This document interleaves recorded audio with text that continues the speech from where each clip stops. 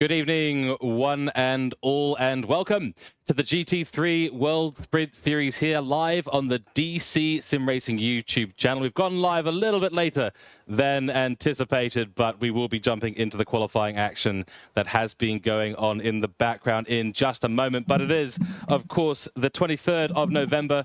We're into the penultimate race of this season, round 4 of 5, with a special 90-minute race here at the legendary Silverstone. The drivers navigating 3.6 miles of beautiful historical racing track in Northamptonshire, England, founded, of course, in 1948. 18 corners with 8 to the left and 10 to the right, with 11 meters of elevation change across the entire course. Both gold and silver category drivers will need to be on their toes for this one because it's rainy out there in typical British fashion. In the standings, Jentel Van Thielen is running away with things in the gold category, but silver category is turning into a real battle, one that we will be keeping a close eye on today. And I don't think we're going to have any further ado here. We'll talk about more as we do get into things. We'll even come back to the standings, I think, between the race, because we are starting a little bit later than we would expect to be here out on track. But just to introduce myself, a new voice here on debut at DC-SimRacing, bringing you all the action for today's race. My name is George Cook, and joining me, an ever-present familiar voice on the DC-SimRacing YouTube channel and admin, doing all the hard things in the background, it is Daniel Metz. Daniel, looking forward to this 90 minutes. It's looking like it'll be a great evening of racing. How are you tonight? Awesome. Hey, George, how are you, man?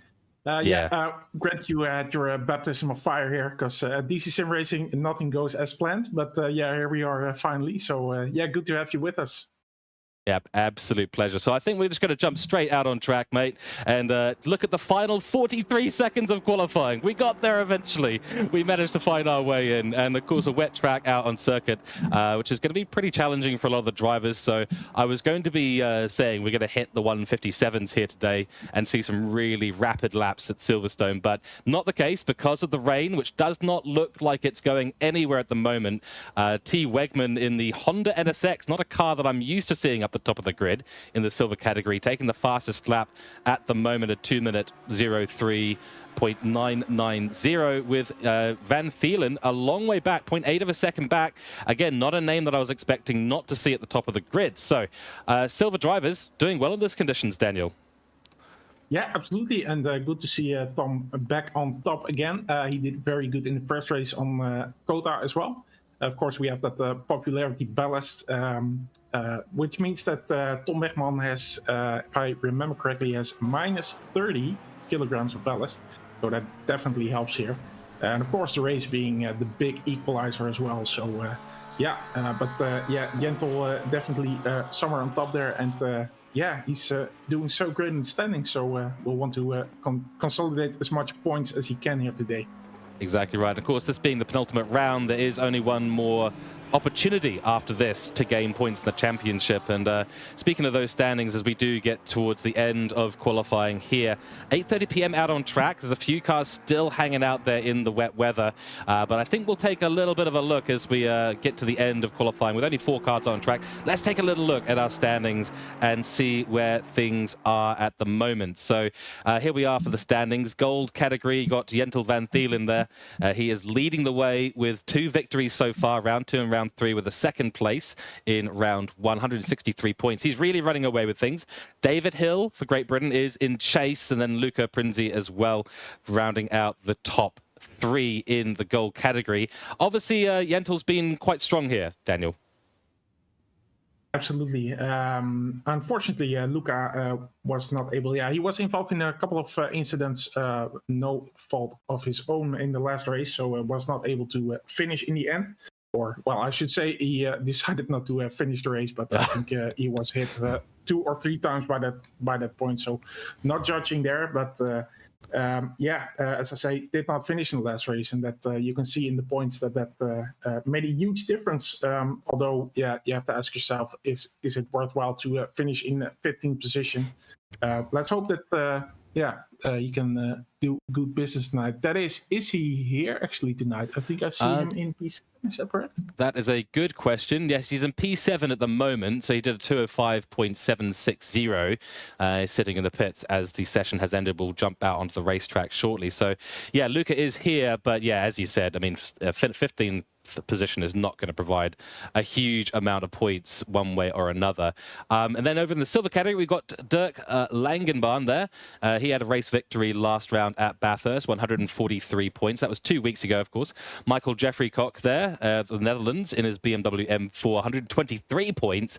And then Tom Miro with Luca Vernoli, very close together, only 8 points separating them. So Luca could be on here. If he didn't get that DNF in the previous round, then he would absolutely be on for quite the run for that P3 spot, potentially challenging Michael Koch there for P2 in this championship. In fact, it's all very close in the silver class.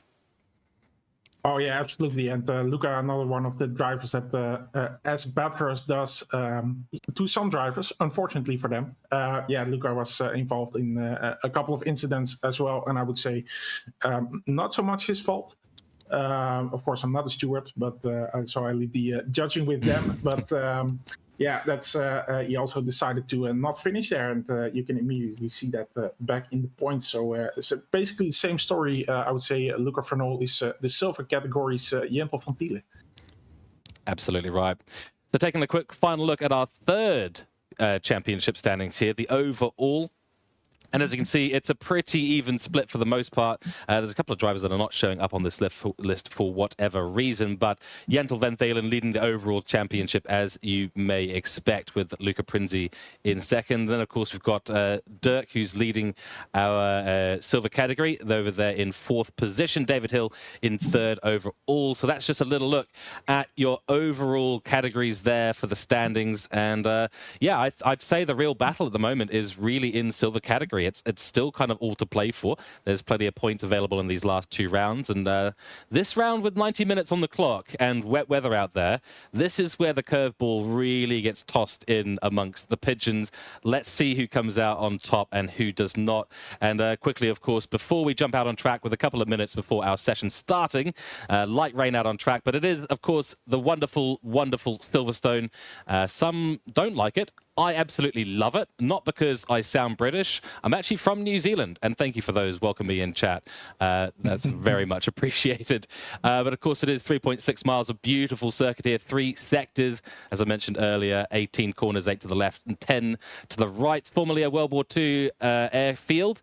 Fastest laps here in real life, GT3 by Norbert Seidler, Lamborghini Huracan GT3 Evo, 158.165 in the 2019 Silverstone International GT Open Round. It's quite a mouthful, I have to admit. But is this a track that you like? Are you a fan, or maybe not, Daniel?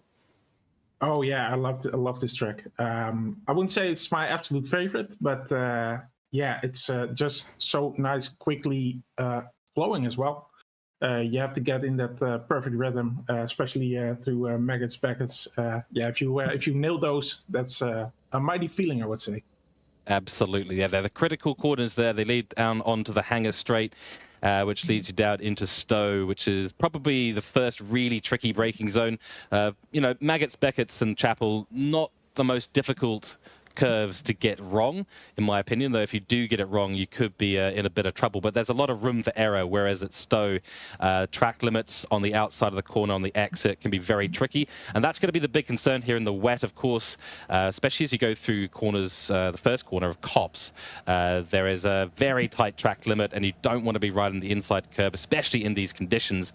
But things are about to get started here out on track. You can see all the cars are lined up.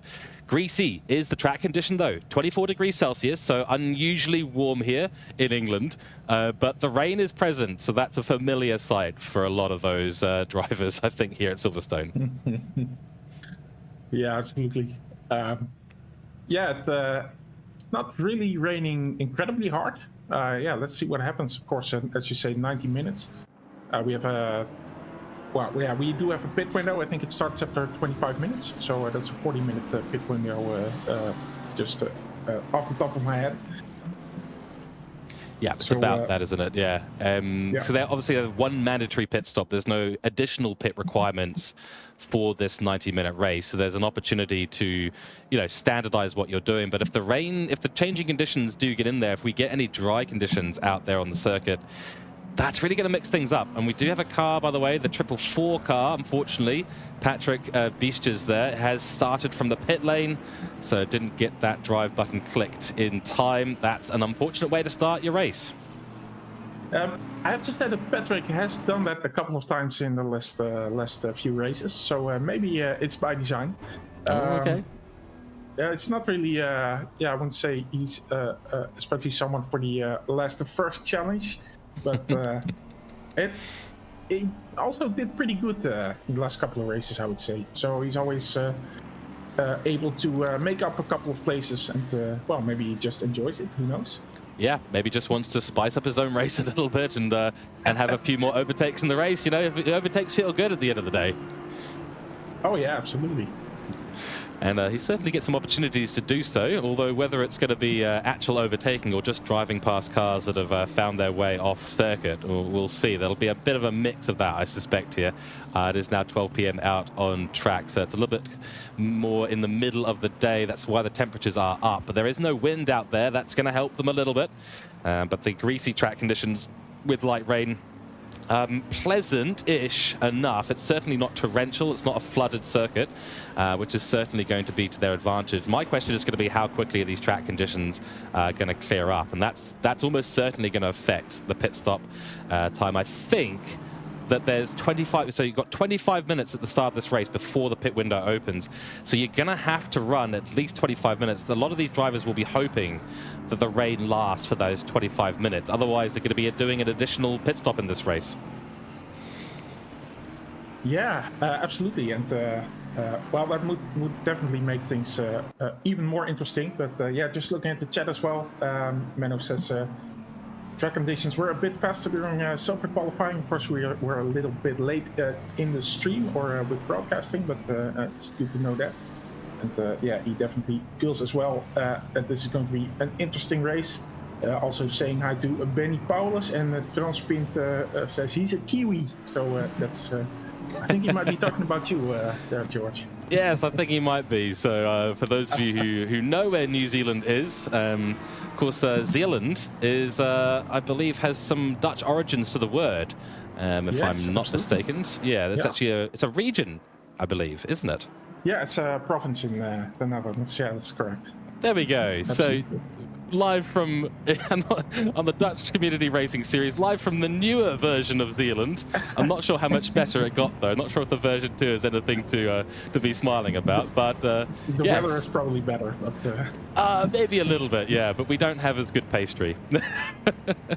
we're I don't know about the Zealand pastry, but I can tell you it's constituted mostly of cheap pies. Let's just put it that way. We make some good sausage rolls though on occasion. But they are now all lining lining up side by side. A few into the pits already, going to be daring to jump onto the soft tires, sorry, the dry tires potentially, but Wegman will lead us away in the 68 NSX, followed by Van Thielen, Vanoli, Hill, Langenbahn, Voss, Prinzi, Bostramle, Thielen, and then Levante, our top 10 as we go across the line. And green flags are out for round 4 of the GT World Series here. Wegman gets a great start, but it's Van Thielen trying around the outside. There's contact immediately. A big incident there at turn 1 with Wegman getting tapped, unfortunately, by Van Thielen. Both of them coming into contact. There's 4 or 5 cars involved immediately off the line, and Wegman has lost out immediately of what was a great qualifying session for him. Has come sadly to a very rapid end, and here's Van Thielen, who takes the race lead but is looking all sorts of sideways as he goes through Beckett and Chappell, with moves behind from Vanoli and Hill, who managed to survive the chaos in turn 1. Absolutely fascinating stuff happening immediately. We've had Tessaro as well in the background having an issue through those corners, wide through the corner as well. Goes Vanoli. David Hill will go ahead and make the move done in that McLaren 720S Evo GT3 car. Great move there. They'll try again as they head through Club and up to the Hamilton Straight for the first time, and on the curves, danger zone there for Hill. But it is Van Thielen who does make a way reasonably cleanly. Unfortunately, that contact at the start of the race with Wegman is going to probably go to the steward's room, and a big incident at the start, taking out numerous cars there. You can see the 333 car started from the pit lane as well, but cars 12, 53, 79, 68, all involved in that rumble at the start of this race.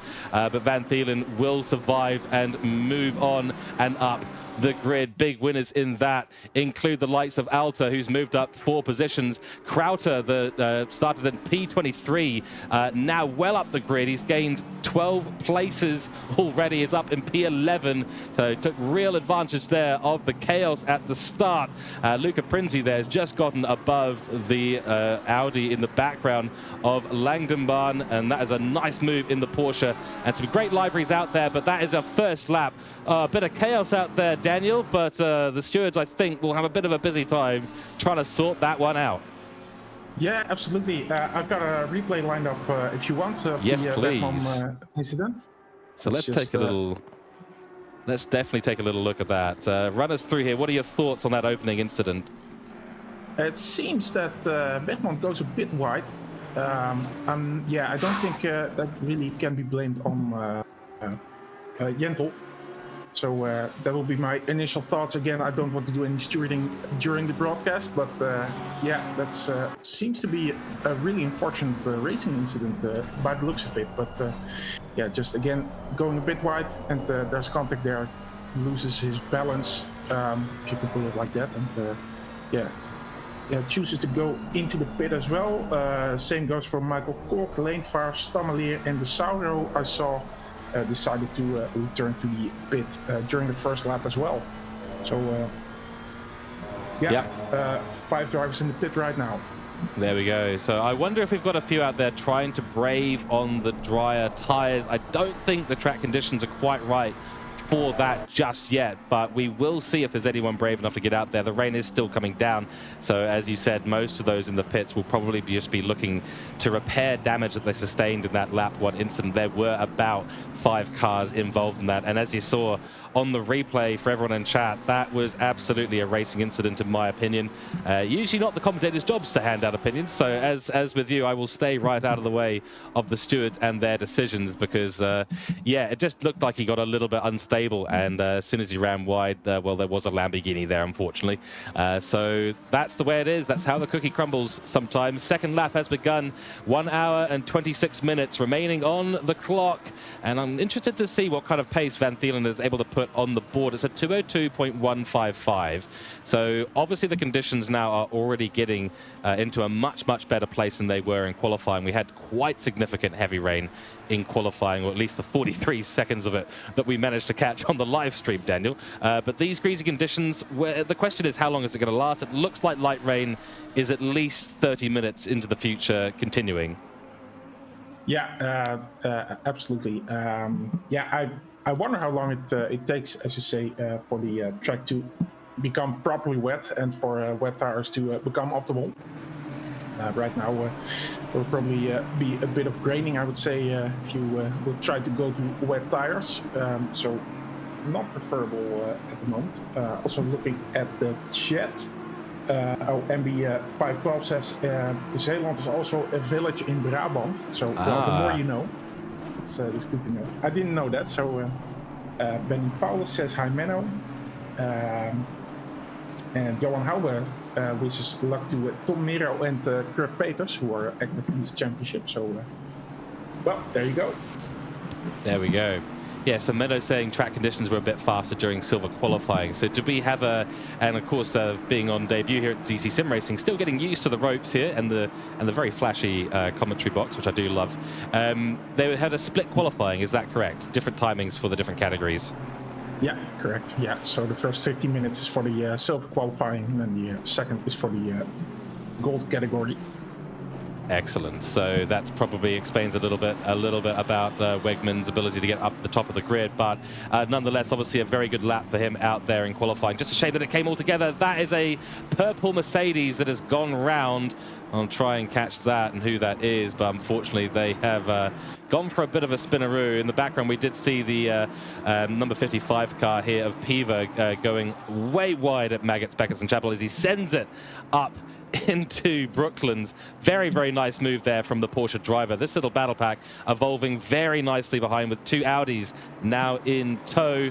I think that's an Audi. Yeah, that is in fact two Audis, I believe, behind Piva at the moment. And good little battles going along the grid. The number 14 car, our leader, Van Thielen, has run away with things a little bit. David Hill is in chase with Vanoli at the back, but Prinzi is also having a little bit of battle. Very wide goes Piva. Runs, yeah, I think that's just a little bit deep there at Cops. Yeah, it did look like that. I can confirm that the first lap incident between cars 14 and 68, so that's a hint of Wegman, it's been assessed as a racing incident, so there you go. That's that. There we go. That is that. Yeah, racing incident. I think that's the fair call at the end of the day, despite, you know, there's a few cars caught up in it, and it's just there's just racing at the end of the day. In fact, we were discussing this before the broadcast. Sometimes racing, you know, you've just got to get your head down. You've got to get moving, and I'm sure that's the mentality that most out on the grid will be taking today, especially those involved in that Turn 1 chaos. Oh yeah, absolutely. I mean, one of our big things on DC-SimRacing is, well, of course, first of all, we're racing for all levels. But yeah, it should be about just driving and having fun and hopefully doing a couple of overtakes. Of course, we all enjoy actual being competitive over being 3 laps down. Of course, that's no different for any of us. But yeah. Just don't give up and see what happens. That should basically be the mantra, of course. Absolutely. Here we see a move. Yeah, let's make it work. Absolutely, yeah. Here we see a move there from Prinzi. Let me just warn you, George, that I do occasionally make up words during the broadcast. So. Oh, that's fine, mate. I think I've been noted on a few occasions for making up words myself, and that's absolutely fine. If we make up a few words, in fact, you know, that just adds a little bit of spice to the broadcast. So, you know, let's make it. We'll make a challenge there. Everyone in chat, you can try and make up a word that's applicable for this racetrack, and you and me, Daniel, we can find our ways to make something up as well. That just keeps things interesting. But yeah, we just saw a nice move there from Prinzi in his Porsche, the 23 car, on Vanoli. It was an absolutely clinical move, very well done, and that does put Vanoli back down into P4. Prinzi's going to have a little bit of work to do now to catch up the 3.7 seconds deficit to David Hill, who's about 4 seconds behind Thielen and about 4 seconds in front of Prinzi at the moment. Their lap times are indicating there's only about 0.2 of a second difference between the lap times between P1 and P2, yet the gap is 4 seconds. I think that just goes to show that there's some really good pace with Van Thielen and that Lamborghini, which at Silverstone is a very strong car. It's got great top speed, lots of long straights here, definitely going to be swinging the way of the Lamborghini in terms of advantage. But of course, the popularity ballast there is going to be taking an effect. And, you know, I guess I should ask as well, how has that been working in the league? Has it been working well? People is it working well in terms of how the balance is between the cars? Yeah, I would say it's made some interesting situations. Of course, we have, for instance, Weghorst in the first race. Am I making up names now? Wegman, of course. I mean, Wegman. Making up names as well as we go. Yeah, he had that first race on Kota where he had. Well, he did a great job. Can't remember how high up he finished, but it was basically before the pit stop. I would say the first 30 laps, he was able to, well, at least be in the top 5. I think he was even leading the race most of the time. So, yeah, that's interesting. Of course, as you say, the Honda, not the car that you would expect in the current BOP. So I'm looking at Daniel van Tiele, who's battling with Cambrai over the 7th position. Cambrai going on the outside there, leaving van Tiele to defend from Piva, who's on an amazing race all the way. I think he's made up 15 positions now from the start, so doing pretty well. And he's looking at Daniel van Tiele here as well. But yeah, the popularity balance. I'm a fan. Not everyone is, but the main thing was that the Ferrari and McLarens, who of course, which of course are incredibly popular cars. So we see van Tiele and Piva going side by side through Maggots and Beckett's. It's usually not really the place where you want to do that, but things nothing goes wrong this time. As Van Tiele also seems to be losing a place to Alta if he can defend from this. But yeah, it's been working pretty well in that sense that the Ferrari McLaren, especially the McLaren, of course, needs to. Well, it definitely needs a bit of ballast, I would say, with the current BOP. Yes, as a McLaren driver myself, I do disagree entirely. It's totally fair. Let us do what we need to do at McLaren. Let us have a win here. No, I completely agree, and it does seem to bring the car back into a much fairer position. So, some will always complain. There'll always be complaints about balance of performance. It's never perfect. That's one of the key things about BOP. And we do have our first penalty coming out. So a stop go 30 for causing a collision. And that is a huge slap on the wrist for the 35 car. I'm going to avoid trying to pronounce the name Dijkshuizen there. I think the 35 car, the AMG driver, who's now into the pits immediately from 23rd position. And an update on Piva as well. They made another move there and got the move done. That's now 19 positions gained. So Piva is on an absolute charge here in this green, white, and red Porsche. Really stunning stuff. Obviously got it all just absolutely dialed in perfectly. Yeah, he does. I'm looking at Tiele, who he just passed for that 8th position. As he, I think, slowly will climb up to Cambrai, because as you say, he's really charging through the field. But yeah, Tiele sort of, I would say, the cork on the bottle. He's got a little train behind him with Alta, Peters, Traversa, and Bijsters. Bijsters, of course, having started in the pit, and he's already in the 13th position. So, well, as I said, it seems to work for him. Yeah, I mean, it is really impressive to see, and obviously he's getting a lot of nice overtakes going here. I would say this is not a little train. I'd say this is a gaggle of cars all challenging him and putting a whole bunch of pressure on, but Thielen's handling it very, very nicely. He's got an Aston Martin. Thielen, of course, we're on board with a Bentley at the moment. The Boatley, very appropriately placed here at a wet English track. And that Aston is its V12 looking very, very quick. So is Peters in that McLaren. But they've got a Lamborghini, and well, they did have a BMW as well. The BMW's just fallen off a little bit of Traversa, but Thielen holding on. Looks like he has been overtaken. No, the overspeed from the Aston not able to get the power down, and very early on the brakes there. We saw that earlier on when Piva came through on the Aston Martin, the 169 car. He has lost that position to Peters, so the 77 McLaren does go through. The Lamborghini runs wide as they head onto the Hamilton Straight. Now, Abby, will they go side by side? That's a brave thing to be doing in the wet. And looks like the Aston Martin does back out and will actually lose the position to Traversa. So, unfortunately for Alta there, not having a great time as a move. We just saw that on the camera. There it is, another move by the McLaren trying to find his way around the outside, of that blue Boatley. Very appropriately colored as well for the name that we do give it. And it's a big run out through Aintree for Peters. He's going to potentially have the overspeed here, but that Bentley looks to be quite quick out of the gate. I'm amazed because we see a lot of, as I say, a lot of people changing positions behind him. But so far, yeah, Thiele knows how to get this boat around the track, and he's still that cork on the bottle. So yeah, as we see that Bijster is now moving up from 13 to 10. So yeah, the battle is going on behind him, but he seems to be immune for it so far. Exactly right. As That looks like Bijster is now looking. Ooh. So McLaren going wide as well. Yes, we had a Lamborghini up the inside. We had McLaren on the outside. The Bentley just sitting there going, "Yep, you guys do you. I'll take the escape road and run off the road." Unfortunately, there. Okay, so unfortunately for Thielen, he has made a bit of an error there and was not able to hold the car in. He tried to hold it around the outside of the entry of Maggots. Sadly, that has not ended well for him. But he still does hold the position, but he did run off track getting that done. So maybe not the most ideal way to hold on to your position. But he did have, obviously, that Lamborghini looking very rapid in the wet. Lamborghinis are generally very good in the wet, but that top speed in combination with the capability in the wet racing. I mean, look how late he is on the brakes. And that is going to be Bijster's there through 444 Lamborghini. Purple Lamborghini goes through on the blue Bentley.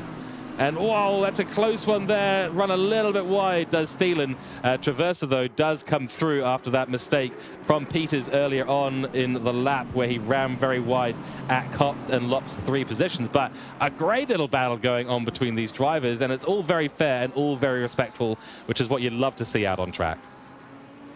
Especially in these conditions, yeah, my hats off to all the drivers. I wouldn't say we have had a huge amount of incidents so far. So, yeah, as I say, especially with these conditions, that yeah, it's good to see. Certainly is, and the conditions are not going to be changing at all, though we have had the track temperature increase slightly. But as far as I can tell, the conditions out there are more or less absolutely the same. And oh, that's the Bentley having a tank slapper there. That was stunning work by Thielen to hold on to that. You saw his Tokyo drifting through Brooklands, mate. You've got the wrong country there, but beautiful work from Thielen to manage that Bentley. It's a heavy car, that thing, and the rear end does like to step out. So I personally, I've driven it in the dry. I can't imagine driving it in the wet. So my hat's off to Thielen, controlling that monster of a car very gracefully.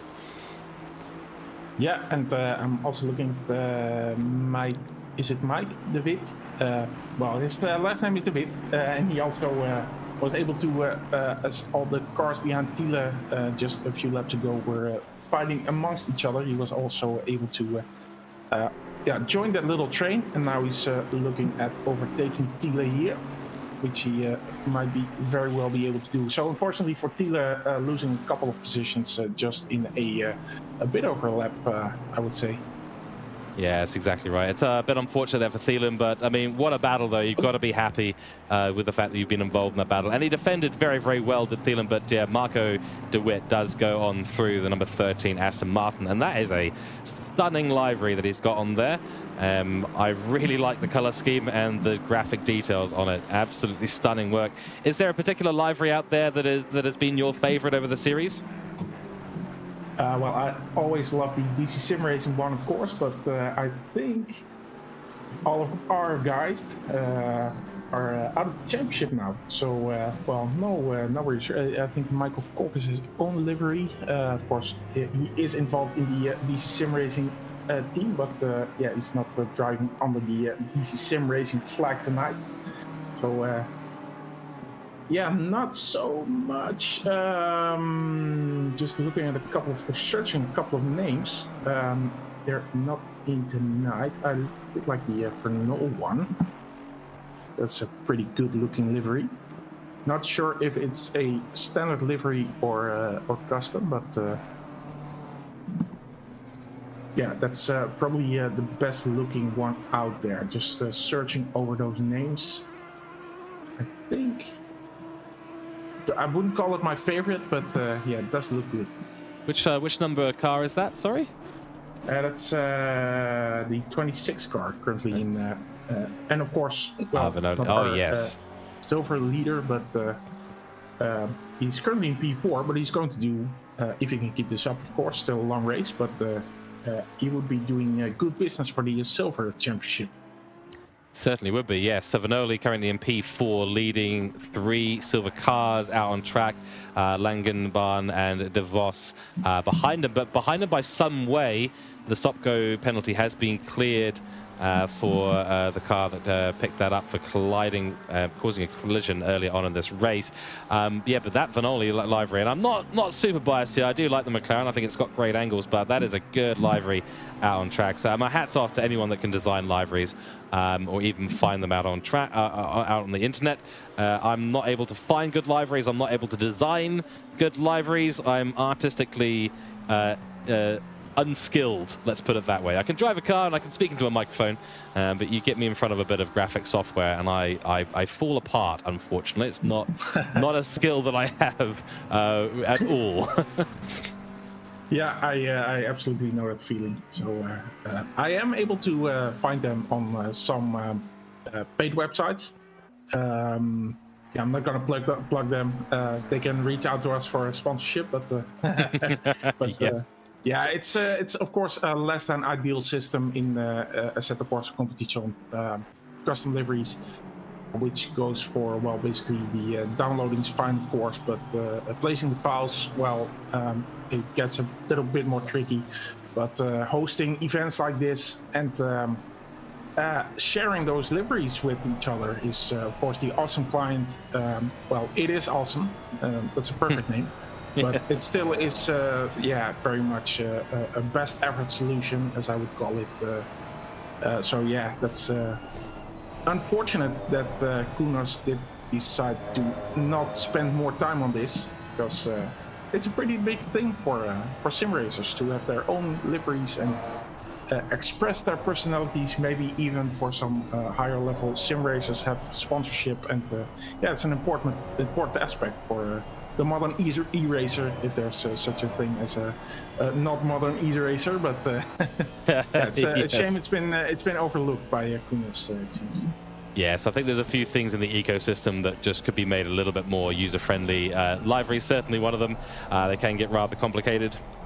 Not just to make, but also to install or to synchronize all these custom tools being built, and yes, an aptly named awesome tool that we use there. Here's the move.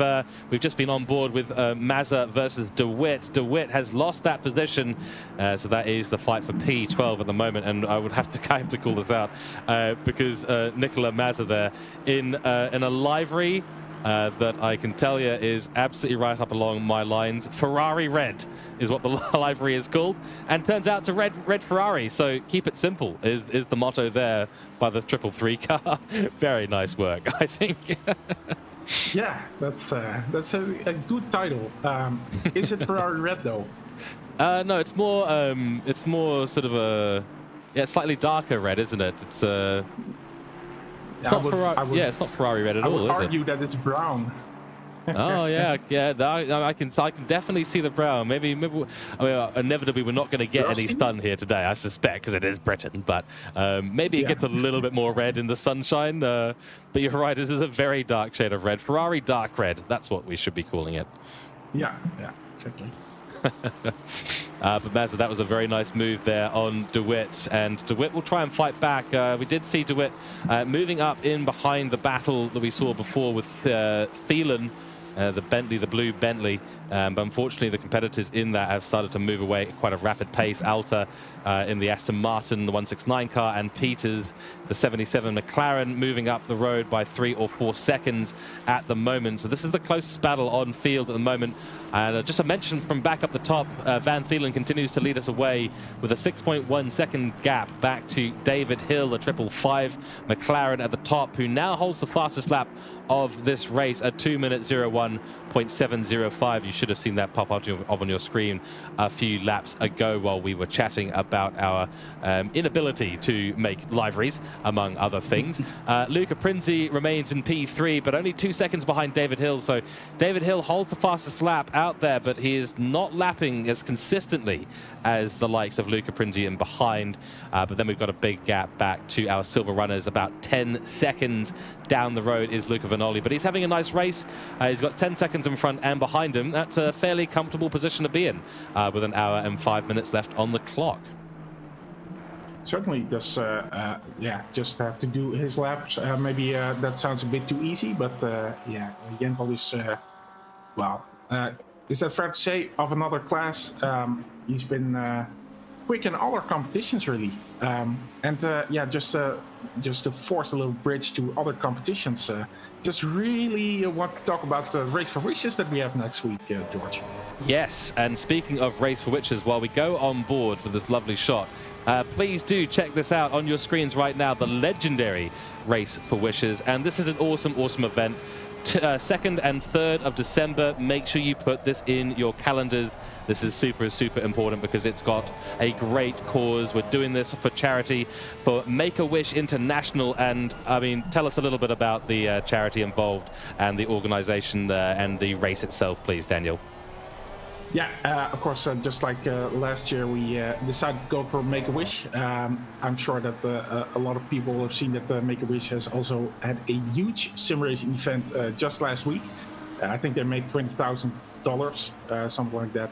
Well, we're not going to do that, and I don't think it's great that they're making that much money. Sort of, it takes the pressure away from us, but we're still going to have a lot of fun. We had amazing fun last year, and I think, of course, we did the 2.4 hours on Spa-Francorchamps. Of course, the track we've chosen this year, and really got into the mood with that. A 2.4 with 10 times acceleration, or times 10 time acceleration, let's call it like that. So just to get ourselves in the mood. And looking forward to it. We just want to raise a lot of money. We're already over 100 on Tiltify. And we've also made a GoFundMe, of course, all that stuff you can find on Discord. I think we're looking at least $200 right now, and the race still has to start. So, hoping to at least, first of all, have a lot of fun, but also raise a lot of money, absolutely a lot legendary. of money. I mean, all the dollars that we can get is will be great. But looking forward to it. It's going to be brilliant. It's going to be brilliant to watch, and I'll hopefully be jumping in the comms box as well to commentate on what's going on. It's a full 24 hours, though, isn't it? So big commitment from all the drivers. It takes a lot of effort as well in the background from DC-SimRacing, the admins, yourself, to run such an event that is a very, very tricky thing to get right. Hope all the servers, all the stewards in the background, comms team, get admins in there as well. And yes, Penny Polis is talking about the viewing the race. Yes, we just wanted to advertise the Race for Wishes, which is coming up on the 2nd and 3rd of December. So please note that in your calendar. We will be live, I believe, on YouTube for the entire event. Yeah, correct. Yes, absolutely correct. Yeah, so I was switching to Prinzi. Well, he's definitely putting the pressure on David Hill right now. He certainly is, yes. He's now within a second of David Hill, so making a huge amount of progress. And David Hill's just not been finding consistency out there at all. His previous lap at 203.8, so almost as if the rain is coming down a little bit heavier. That Porsche does seem to be a lot more consistent in the wet weather. I've seen this before on numerous tracks. The Nürburgring, the Porsche is an absolute weapon in the wet conditions, and that does seem to be replicated here at Silverstone as well. The McLaren just not finding the exit speed, not able to get the traction down as consistently and as effectively as the Porsche. And you can see even on the brakes, the Porsche just seems to have something the McLaren does not. McLaren understeering all the way through that corner, whereas the Porsche just able to get the nose turned in quite nicely, get the power down beautifully, and there you go. That's the result, is a massively reducing gap. This gap was, you know, well up at 3 or 4 seconds, now down under 0.5 of a second.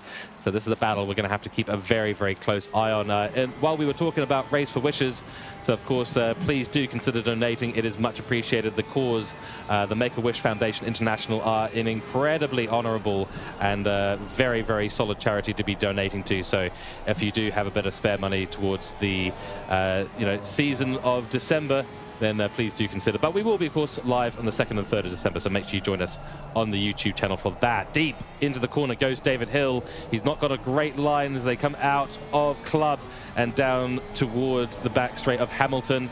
Hamilton straight here, of course, named after Lewis Hamilton. And will there be a move now? Princey does have a little look, just trying to stay large in the rear-view mirror of David Hill's McLaren ahead. And David Hill's going to have a lot of defending to do to head down to the big braking zone of Village.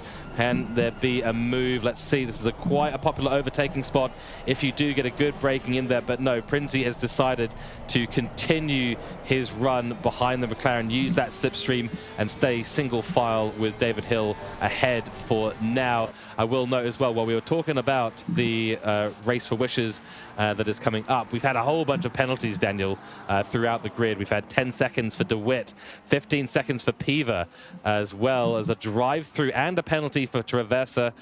Credit as well, a 10-second penalty too, and another drive-through. The drive-through's just been served there by Traversa, and now you can see that 15-second penalty sitting above his head. So all of those will be served. So those in P12, 13, 14 and P16, that is not a great time there. You're not going to be particularly happy with that, and that might have been for some collisions, some contact. I'm not 100% sure on that. Maybe you can clarify a couple of those incidents. Yeah, absolutely. We have number 9. You're going to have to look at the names that we have there. That's Traversa, as you say. He hits 55 in the rear. 55 being Piva. Piva himself getting... or he hits number 9 from the side. And number 9 also hitting 79. And 79 is... Let's see. Are they still with us? That is a good question. I can tell you that, for instance, Weghorst already logged off, unfortunately. That is unfortunate. I think is also. Maybe I can get a couple of replays of that. Let me get back to you on that. Maybe no worries. Yep. Do let us know. So yeah, a few incidents obviously there earlier on in the race, and it was a massive battle pack that was going on. People was driving through the field like a hot knife through butter, and unfortunately that cost him a little bit. Into the pits comes DeWitt. So the first pit stops being seen out there now. They will be going back onto wet tires almost certainly, because the rain has not let up one iota. There's still 30 minutes of light rain ahead of us. So these conditions looking very, very much like they are here to stay for the remainder of this race. I do note, though, that Biestjes, I will pronounce that right at some point in this race, we do see a move there from Pinsey. Oh, that's a great move, but it's ended in tears. They've tapped each other, both go round. Again, probably a racing incident there between the two. Very tricky situation, unfortunately. While there was room given by David Hill, Prinsey did tap him slightly on the rear, and both of them went round in these wet conditions. And the battle does restart. Probably minimal damage for both of them out on track, Daniel, but it's unfortunate. You hate to see it. Yeah, I instantly got a replay for you as I'm looking at that. All right, so let's take a little look at this. I think we... did we just miss the replay? I think we might have just... No, here we go. Oh! Yeah, here we go. So Princey on the inside there, and unfortunately hits David Hill, as we can see.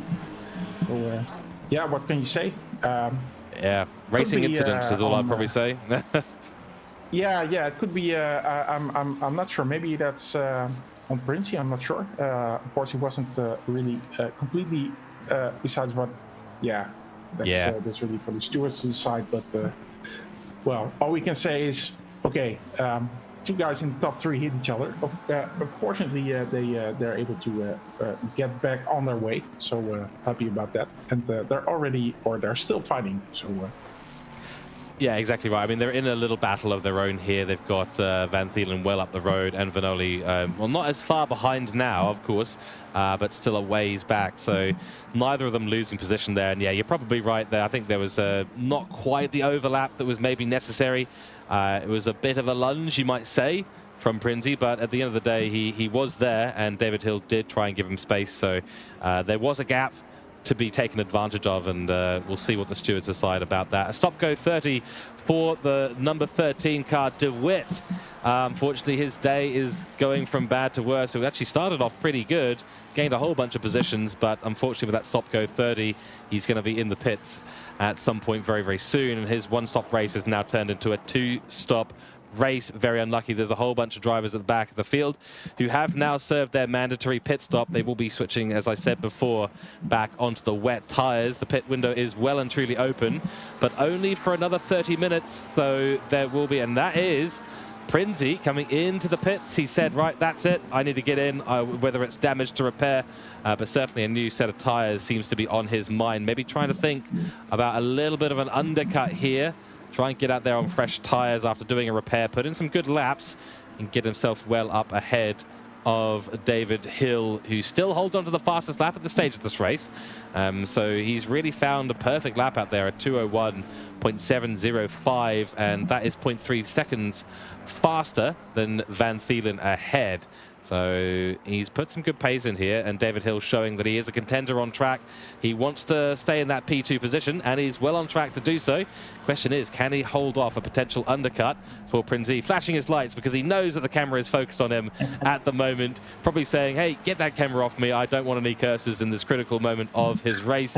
So we'll probably do that, and to pay him a bit of a favor here and go on board with Cambrai, who's in a bit of a battle here for P7.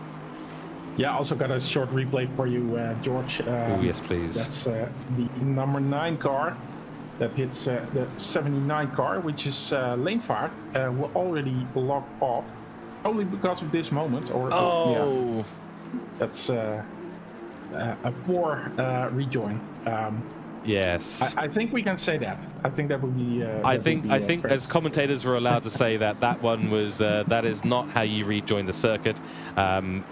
Rejoining at any part of the circuit when you are 45 degrees at an angle to the car to the track ahead is not ideal, and just really unlucky there for the car that got taken out. It's you know, it is really unfortunate there, and the rejoins are tricky. They can be very tricky here at Silverstone, but you've got to be aware of what's around you.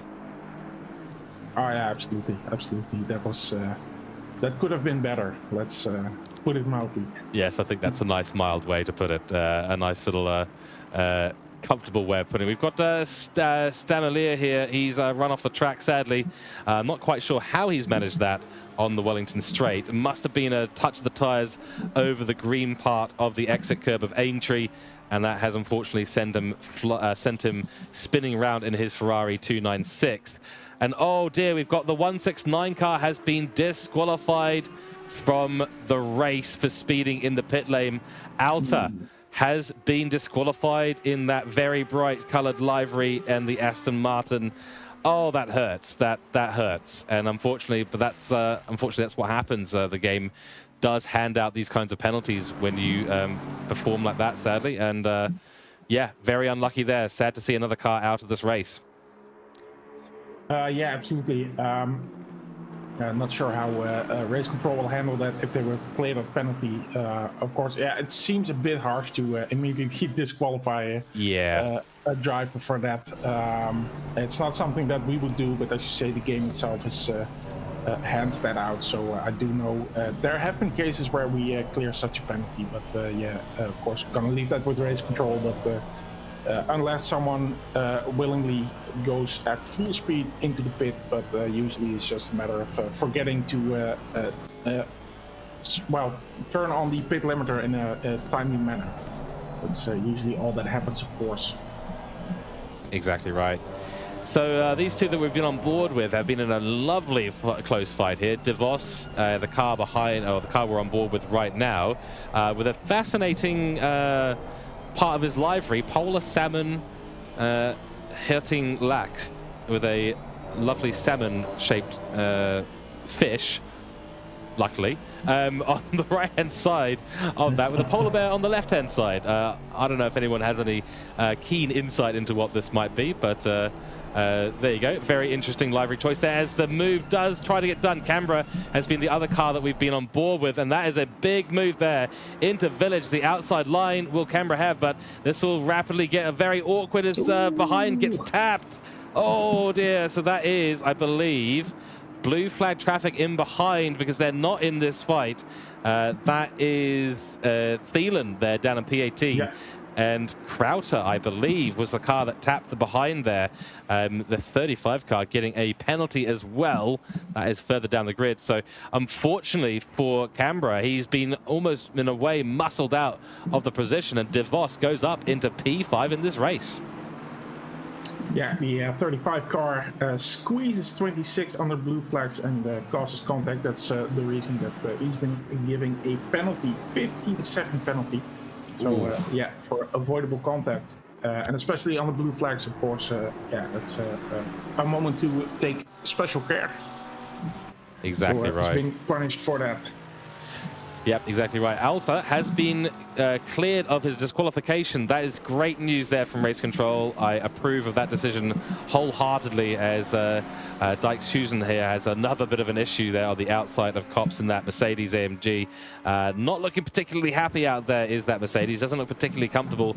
Does have to get away from a few cars and is still holding, unfortunately, a 15-second penalty. But Alta is able to come out of the pits, and hopefully Alta will at some point realize that he is no longer disqualified from the race, maybe going and grabbing a drink or a coffee and bemoaning his luck in this race. But he is back in it. He's allowed to exit the pit whenever he likes at this stage, with a few others in the background coming into the pits as well. And that includes Canberra, who we've just been on board with that battle. So a few jumping in and making that pit stop happen. A drive-through penalty now for the 84 car.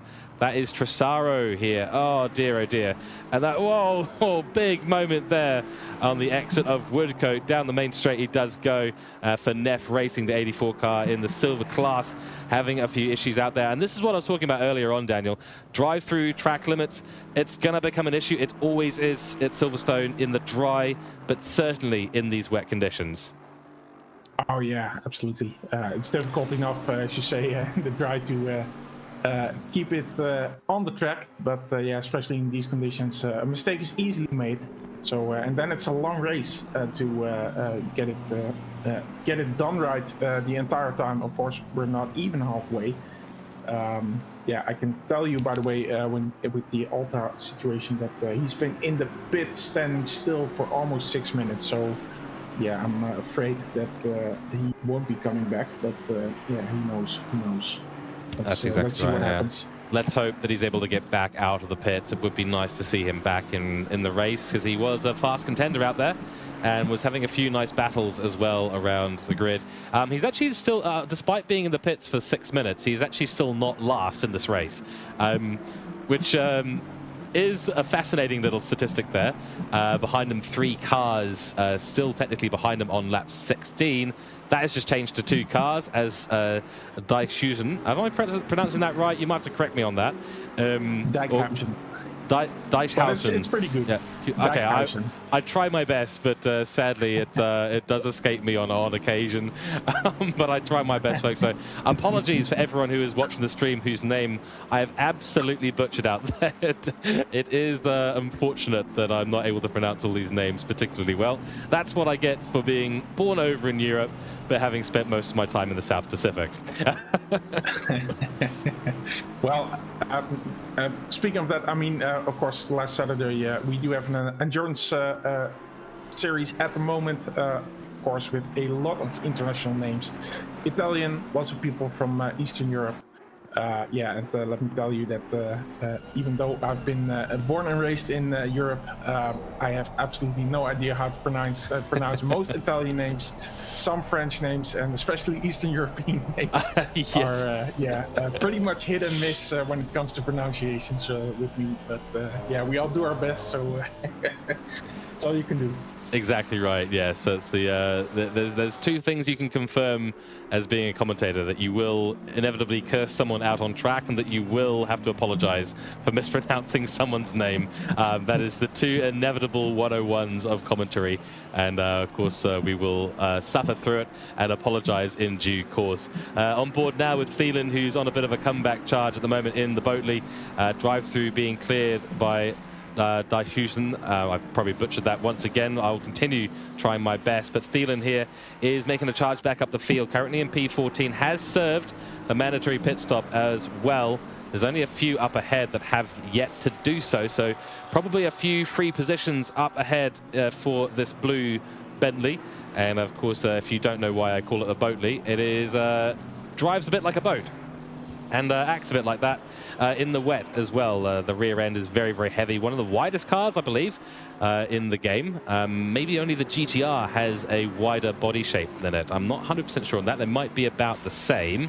Both of them are older generation cars. They're pretty tricky to get navigated around the track, so my hat's off to anyone who decides to jump in a Bentley.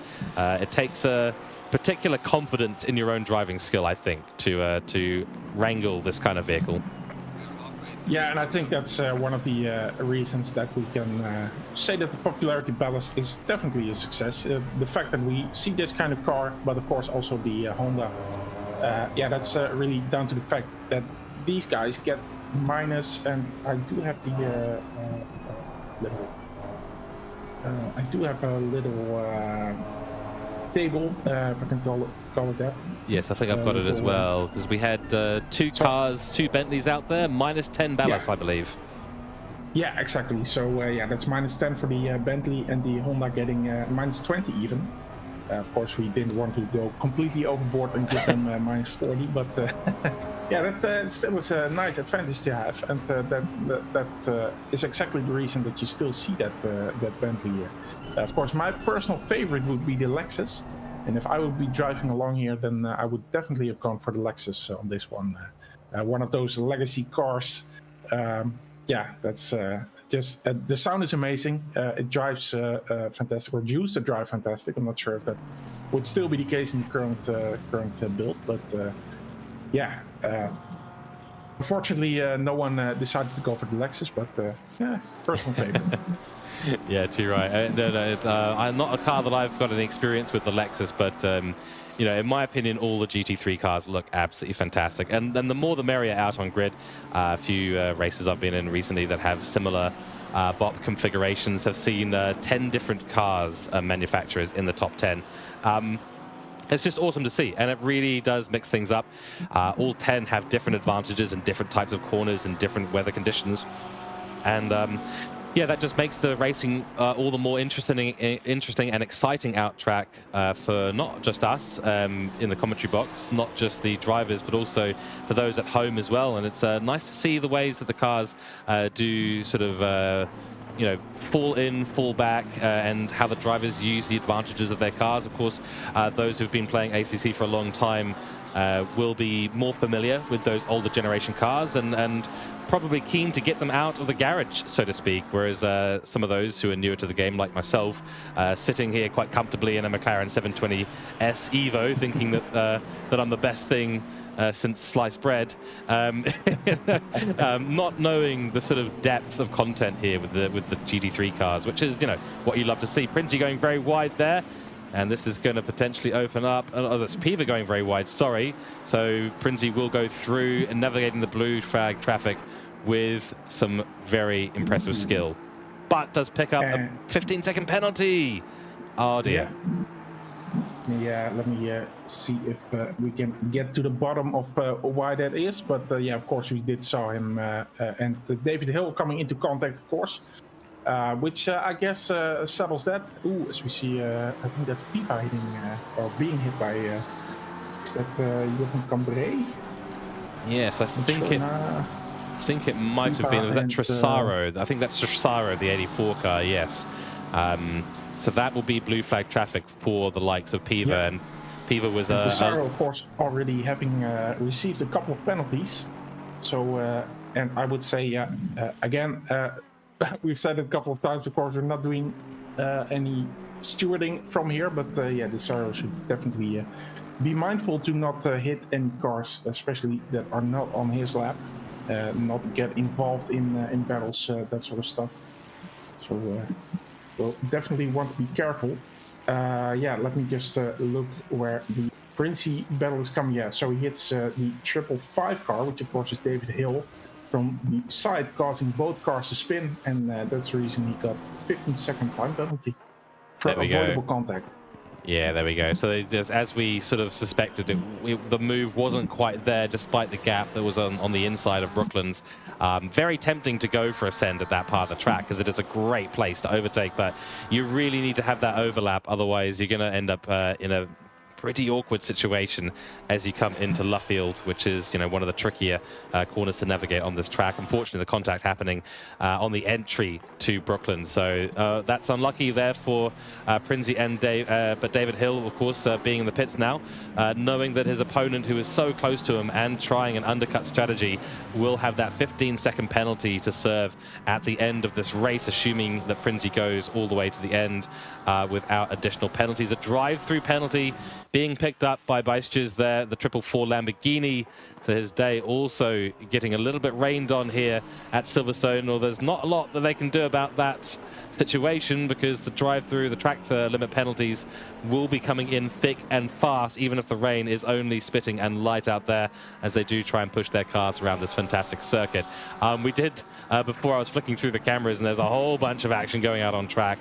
Miro now in the Ferrari on the back of that Boatley, the blue Boatley of Thielen, and this is going to be a little battle that starts to evolve over the next lap or so. We did see Alta back on track, Daniel. So Alta has come back from the coffee break after, I believe that is 7 minutes in the pits, and is still not last in this race. Nice. Yeah, just goes to show. I mean, 24th, of course, as I said earlier on the race, it's not, everyone prefers to be in nice battles and being competitive, but yeah, sometimes it's just being out there and enjoying the circumstances. Well, as we were talking about the race for wishes and the little race, the little prelude race that we had last Monday, I really enjoyed that. It was 2.5 hours, a bit more even, and it was for me basically just driving around in the back of the field as I always do. But yeah, really enjoyable, just being out there with the guys on voice chat, and yeah, that's sometimes all that sim racing is about, just being with a couple of mates in voice chat, and yeah, it should be fun. That's cool.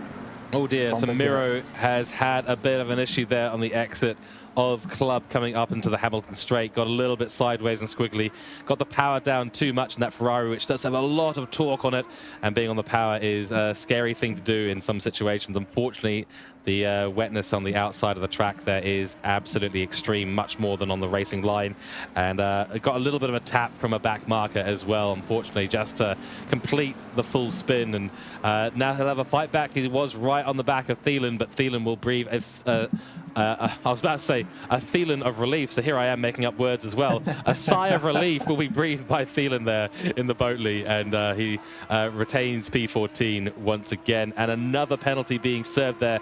Crowter, the number 8 McLaren in P13, currently has picked up a 10-second penalty, probably for some more contact in this race. But back at the top of the race, I do need to update us all, because David Hill has come out of the pits 11 seconds behind Luca Prinsey. So the undercut there from Prinsey has worked out massively.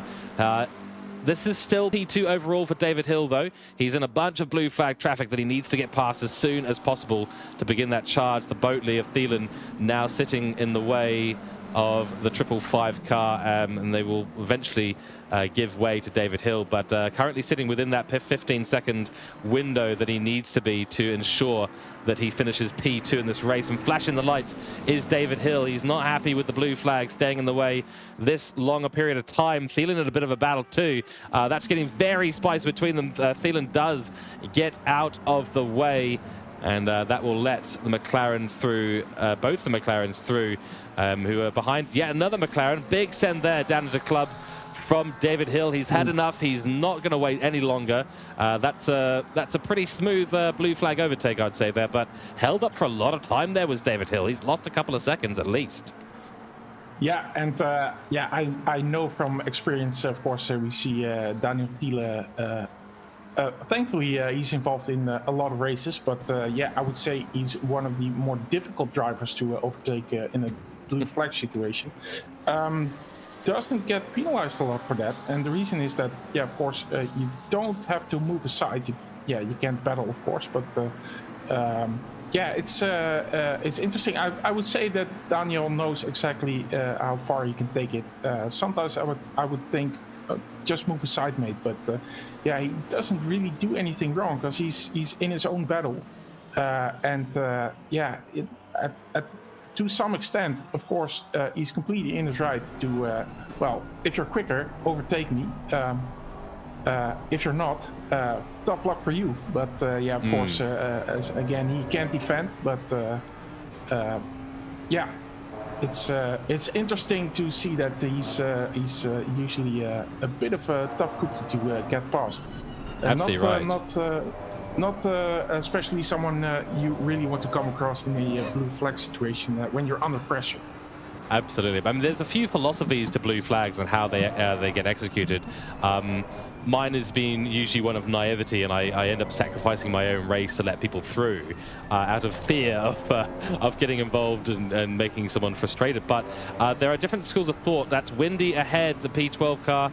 The Lamborghini getting a drive-through penalty, a stop-go 30 for speeding in the pit lane. There's another slap on the wrist there. Got to make sure you can slow down. And yeah, as you said, though, Thielen obviously has one of the philosophies here of blue flags, which is do not compromise your own race, and rightly so at the end of the day. If there's no specific rules about it in terms of number of corners that you're allowed to stay in front, then the racing line, technically speaking, is then yours to give up at your discretion. And he is in a battle with Crowther ahead, a close battle at that.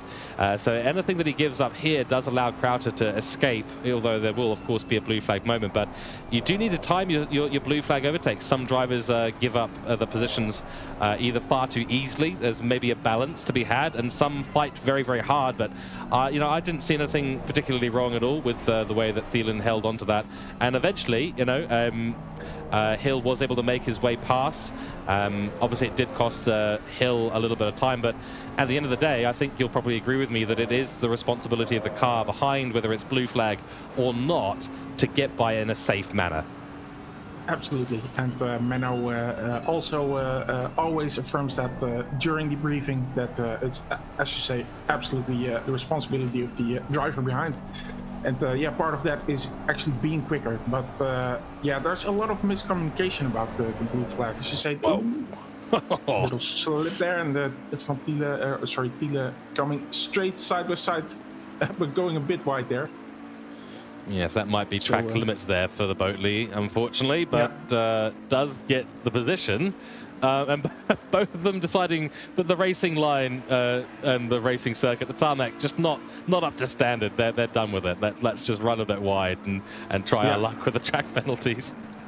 Well, there's the grey stuff there, so you can use it, but yeah, at your own risk, because we see the drive-through penalties being handed out left and right for track limits. So this battle continues. Lots of flashing of the lights there. Crowther not being happy with that, and of course Crowther also having a 5-second penalty for hitting the number 2 car in the rear. But let me see if I can get a little replay of that. Yes, that'd be great to have a little look at that.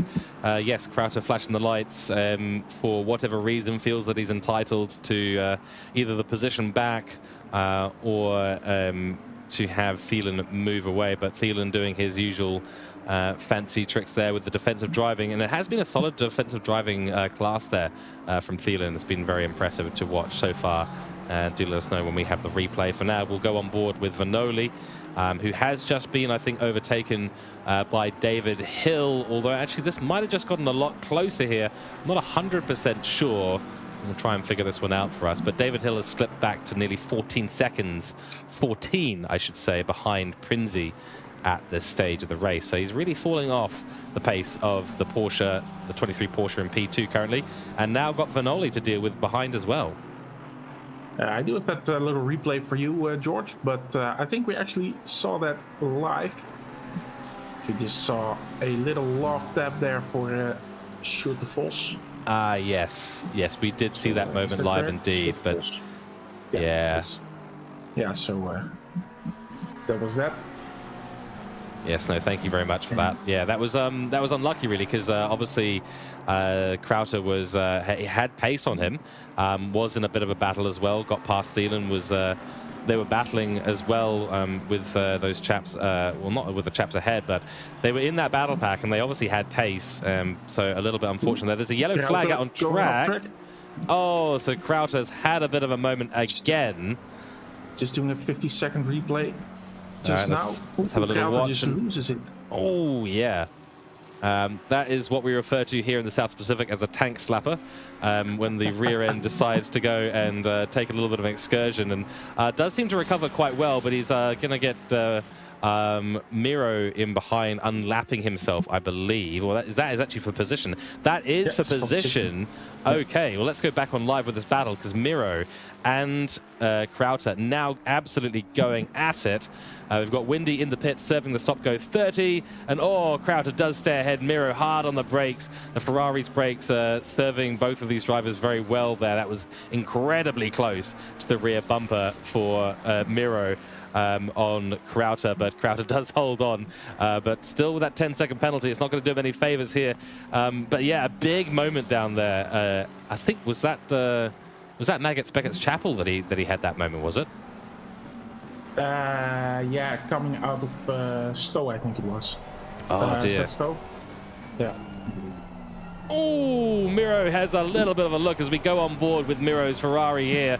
Krauter trying desperately to defend, but the inside line will be there for Miro. Does have to give space on the outside, but side by side they will go, powering down the Wellington Straight in towards Brooklands. The inside line here is definitely the more favorable one. The Ferrari will be better on the brakes, does go very wide into the corner. That opens up the outside for Krauter, who will try and attack back, tries to switch through Luffield, but it's not going to happen for him, and Miro does take the position very handily there at the end and through Woodcote. Nice little exchange between these two, and some very clean, fair racing between them. Yeah, and immediately is able to seems he's able to make a bit of a gap. So yeah, definitely taking advantage of that little exchange as well. I would say. Certainly just is. A good exit there, and yeah, off he is. Yeah, there's something about that 296 with the torque that it's got. If you can get the power down, it's an absolute rocket ship out of the cornered exits. But yeah, if you're a little bit overzealous, and we have seen that with other Ferrari drivers out there around the track, you get that power down just a little bit too much, and you can be in a lot of trouble very, very quickly.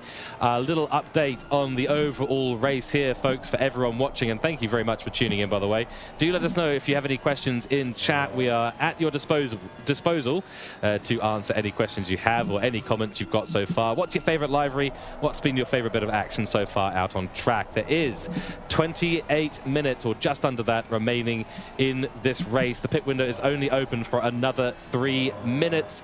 The track has remained greasy throughout the race at a stable 25 degrees Celsius track temperature with light rain all the way through the race, which I think has mixed things up beautifully over the last hour so far. But only a third of this race remaining. In the lead still, Van Thielen out to a fantastic lead. He has served his pit stop now as we do go and have a little look around our grid. So Van Thielen, after a great race start from him, going up into P1 almost immediately in this race after qualifying P2 in subpar qualifying conditions for the gold category, leads us away in this race, leads the gold category. 30 laps done. We have not spent a lot of time on board with this very red and shiny Lamborghini, which does look very clean out on track. 11 seconds is the gap back to P2 in Prinzi, the Porsche, the 23 car, who does hold a 15-second penalty and will be looking to try and extend that gap over the next 30 minutes over P3. David Hill, who holds the fastest lap in this race, third in the Gold Championship with a 2:02.577, the best lap so far in this stint, but he held, I believe, a 2:02.0 earlier on in this race, but unfortunately slipping back from P2 quite substantially, but he needs to stay within that 15-second gap. So that's David Hill's challenge here. He doesn't need to catch up necessarily. He just needs to stay within 15 seconds by the end of this race. Then for the silver category in P4 overall, it is Vanoli with, I think, what we've agreed earlier on as one of the best liveries out there on the grid. Golf livery on a McLaren. You gotta love it. There's a bit of papaya orange being spread in there as well, which you absolutely love to see. And of course, if you are lucky and have the name Vanoli, you do get the VER step there for all those Verstappen fans, so he might be quite happy with that too. In P5, behind him by quite a margin though, it is Langenbahn in the Audi 349 car, bringing up P2 in the silver class, followed by Canberra in P6, Beistjes in P7, Peters in P8, all pro drivers. Then third in the silver category, the 333 car of Mazza, who has had a fantastic race here. So let me just give you some stats here, folks. Mazza decided that I think it was a jump to the pits early on in this race, started essentially from more or less the rear of the field-ish. Started P19 in this race, up 10 positions. Ahead of him, Beistjes, the 444 car, did, in fact, either purposefully or accidentally forget to hit drive at the start of this race, started dead last and is now 17 positions the better for it, running in P7. Some really impressive drives around. And then you've also got Eduardo Piva, who started P27, up 16 positions, currently in P11, and sitting reasonably close, I would say, to the car ahead. So could be on for a top 10 finish. He's only 10 seconds behind De Vos. So it could be on here for the Porsche driver of Piva. But yeah, some very impressive drives so far from around the grid.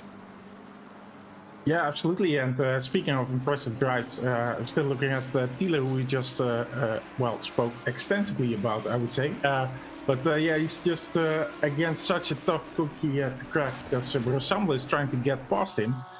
Just can't do it. Thiele is just defending excellently. And Brossamble, I saw him have a moment in Beckett's just now. Was really close to Thiele, and then basically had to start all over again because as I said, made a mistake. But yeah, it's just so difficult for him to actually get past Thiele, and I think his defending work of Thiele there is just amazing.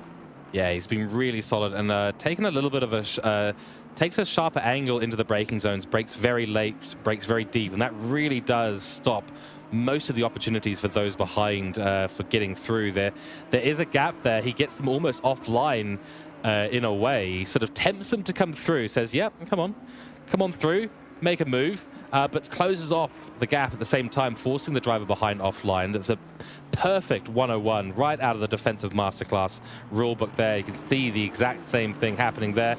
That'll be offline once again for the 107 car, Brossamble in behind. He's now going to be under pressure from Miro. So this is all for position. All three cars here. Once again, the cork in the bottle being Thielen in that Bentley. And as you can see, the 107 car not able to get the run it needs down the straight of Wellington Straight into Brooklands to make the overtake. And that is key here. So Thielen is whether consciously or not, absolutely forcing the drivers behind offline and really compromising their line out of the corners. That means he's able to get the power down while staying on the racing line, covering off the move at the apex. Yeah, it really is a masterclass of defensive driving here by the Bentley driver.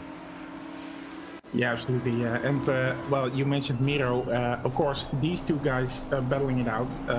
That gives Miro the just taking a little look there, or did he slip out, or did he just take a look there?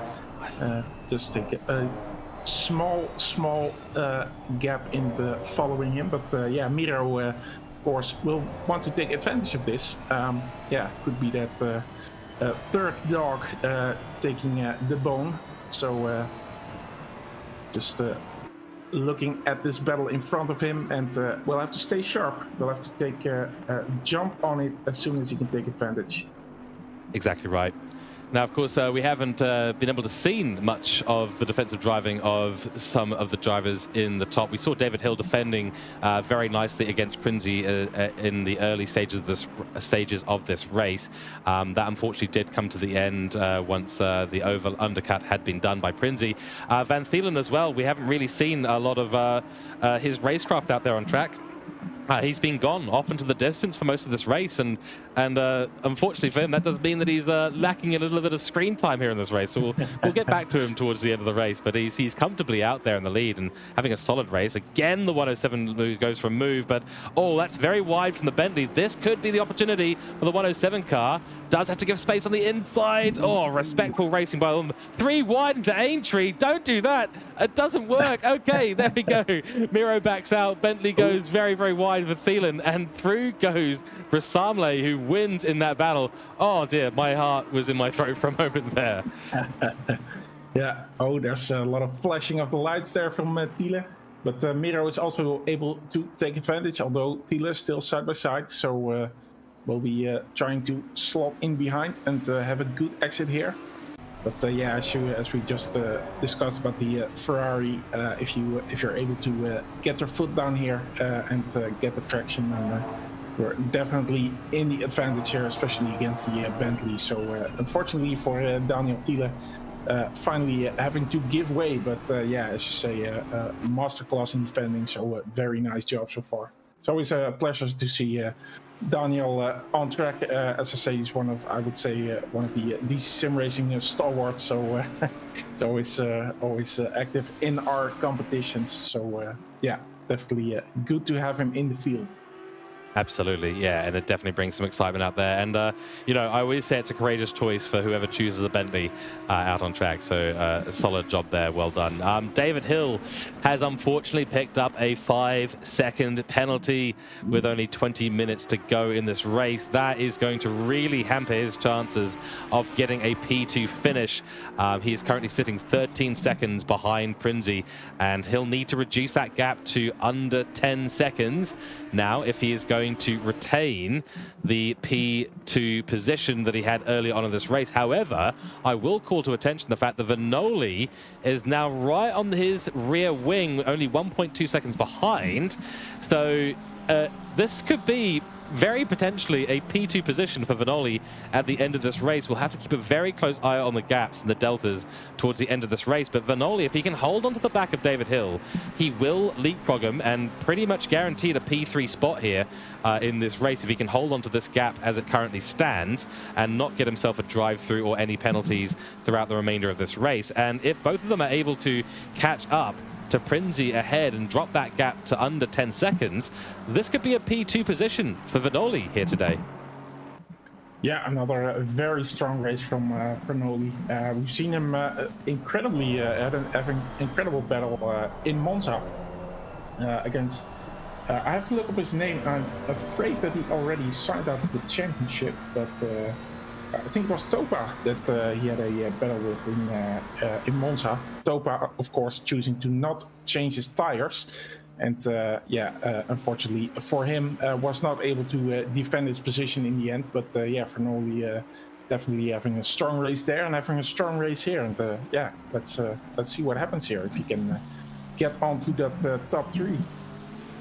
Yeah, it is absolutely possible at this stage of the race. And like I said, as long as he can hold on to, there's the cone, my favorite cone, getting absolutely sent, as I always like to see. Past the red Ferrari, the Ferrari red livery, goes Vanoli. And as long as he can hold on to the back of David Hill here, he will be in for a great result. And yeah, I think he'll be absolutely stoked. I mean, it's been a good drive from right at the start. This is a convincing victory here for him if he holds on to this position in the silver category, as he is well over 30 seconds above the P2 in silver category behind him, the 349 Audi of Langenbahn. And And yeah, I mean, it's dominating. He's absolutely showing his skill here today. As you said, he's been a contender throughout a lot of series in DC-SimRacing, and good to see him fighting here with David Hill and putting the pressure on those gold badged cars, the white tags. So for those of you who don't know, the white tags out there are the gold category, sometimes referred to as pro class, but they are the gold category. And then you've got the silver tags, the gray tags out there, which are the silver category drivers. So that's just a little note, just to make sure everyone is aware of what we're talking about when it comes to the categories. Of course, there is the overall championship as well. Now, I have been meaning to ask, but maybe you can explain this to us and some of the viewers who may not know. There is a slightly different scoring strategy for that in terms of the silver category, if I understand correctly. I would have to virtually look at Menno for that. I'm not sure about that, if we have different points for the overall championship. Yeah, We'll if see. Menno can fill us in on that, then Yes, we can, talk do a let us little know. bit more about that. Yes, I think the reason I thought that is because we've got 143 points for the leader of silver category, who I believe is Langenbahn, and he is not P2 in the overall standings, despite having, enough points to technically do that if it was a side-by-side comparison of gold and silver. I think Van Thielen is sitting up there on 163 points at the moment by memory, so that would technically make it a P1 for Van Thielen overall, and then a P2 for Langenbahn, but it is not like that. I think Langenbahn is down in P4 with David Hill and Luca Prinzi up above him in the overall standings. But yes, Menno, if you could let us know in chat the way that is organized, that would be absolutely fantastic here for us today. But yes, we are now 15 minutes remaining on the clock for this race. It has been brilliant out here at Silverstone. A lot of action. There's been a lot of penalties, and critically, some at the top of the grid that have been well, they're going to really change up the result. A man that we have not seen too much here, but he's carrying my favorite race number of the 14 car. That's a Fernando Alonso's number, and looking very strong here in the wet. It's been completely dominated from lap 1, turn 1, all the way through, and will likely remain the same way through the last 15 minutes of this race. But it is Jentel Van Thielen, not to be confused with Thielen, who's been someone we've been talking about a lot in the Boatley. Blue and red cars, there is a big difference between the Lamborghini and the Boatley, but of course, big difference of similar last names, spelt the same, Daniel Thielen and Jentel Van Thielen. We're on board with Jentel Van Thielen right now with this livery called Jentel Drive, which I do approve of. Very good livery name. Yeah, absolutely. I think some of the livery names are absolutely very original. You wonder how they come up with names like that. Yeah, that's right. Yeah, they dig deep, creatively. They're digging deep and finding something that they think works very, very well. Yeah, I've seen a few. I've seen a few interesting ones over the years as well. There's some good stuff out there, but that's part of the joy, I think, of the livery creation process and having your own livery and then having it on the broadcast, is that you get to see that you get that creativity, you get to stamp your identity on your race out there on track, which is always good. Menno has gone back to us. The overall scoring is the same as this class scoring. This means that the top 25 overall score points for the overall standings. Okay, yes.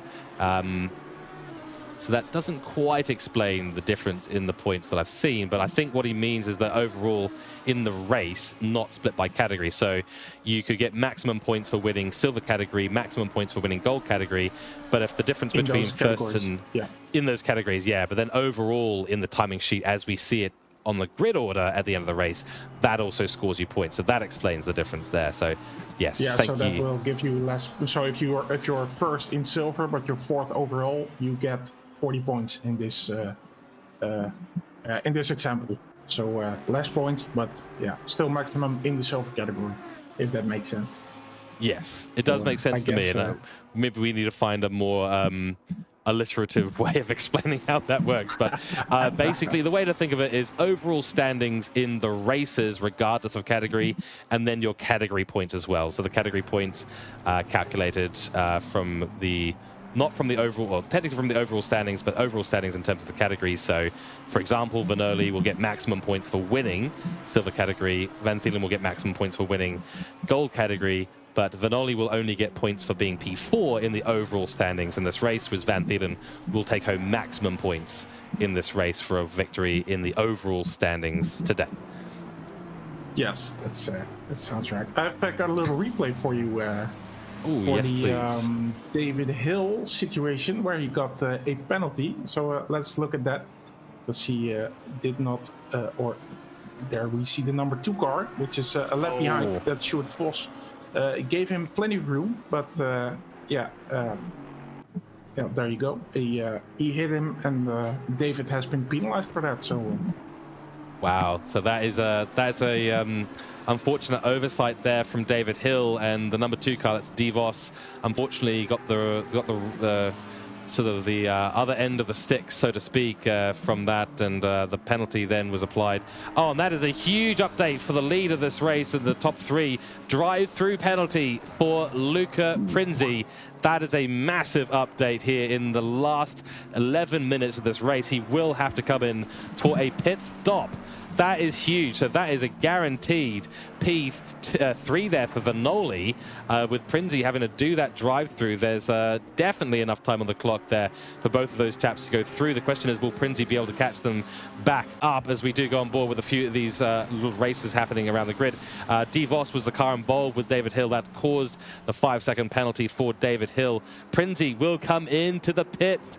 This is a massive moment in the race, with Luca Vanoli and David Hill now going up into the top positions. Through the pits goes Prinzi, and he will now be down in P4 position and a fair ways off those 2 chaps who have gone on through. In fact, that is the battle that we were just on board with DeVos and Mazza going on.